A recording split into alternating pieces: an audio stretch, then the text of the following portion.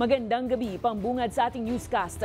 Ibinunyag ni Senate President Pro Tempore Jinggoy Estrada na aabot sa 80 ang totoong bilang ng luxury cars na pagmamay-ari ng marangyang mag-asawang kontratista na sina Sara at Curly Discaya. Doble ito sa kanilang unang sinabi sa isang vlog noong isang taon. Pero sa inspeksyon kaninang umaga ng Customs sa tanggapan ng kanilang kumpanya, 3 lang ang nadatnan doon.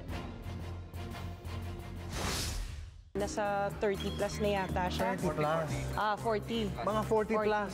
Nasaan ang dose-dose ng luxury cars ng mag-asawang kontraktor na sina Sara at Curly Discaya? Yan ang tanong ngayon dahil nang puntahan ng Bureau of Customs ang kanilang opisina sa St. Gerard Construction sa Pasig City September 2 ng umaga. 3 na lang ang inabutang sasakyan doon. Yung dalawa, isang Maserati, isang Land Cruiser, at yung hindi kasali sa warrant na kailangan din namin ngayong imbestigahan, yung Escalade. No?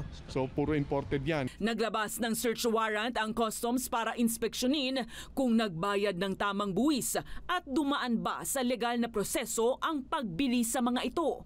12 sasakyan ang sakop ng search warrant pero una nang inamin ng mag-asawa sa isang vlog na may 4 na po silang mga kotse.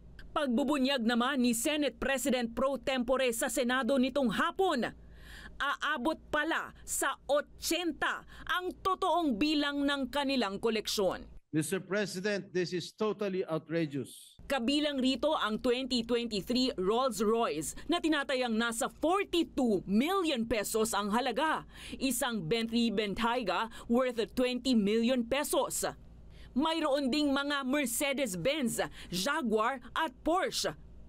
Habang may ilan pang nakita sa guesting ng mag-asawa sa vlog ng broadcaster na si Julius Babaw na walang record sa Land Transportation Office. Huwag tayong mangamba dahil mahuhuli naman po natin. Saan man po yan itinatago. Hindi po magagamit sa kalye yung mga ganyang klaseng sasakyan at mas mabuti talaga na yan ay isurrender na lamang ng pamilya Discaya. Sagot naman ng kampo ng mga Discaya, hindi itinatago ang mga mamahaling kotse. Sa halip, kailangan lang ilipat ang ilan sa mga sasakyan para makaiwas sa pagbaha. Yung iba ho kasi under preventive maintenance, yung iba ginagamit, saka yung medyo mabababa, inilipat to sa mataas na lugar, gawa ng, nung nakaraan po kasi nagbabaha, itong nakaraan So, precautionary measures. So, yung mga sasakyan na yun, pag may babalik naman po dito kasi dito naman talaga garahe. Sa ngayon, inalerto na ng Customs ang Highway Patrol Group upang mahanap ang mga sasakyan. Habang tiniyak naman ng abogado ng mga Discaya na susunod sila sa deadline ng Customs para ipresenta ang papeles ng mga kotse para patunayang legal ang lahat ng ito.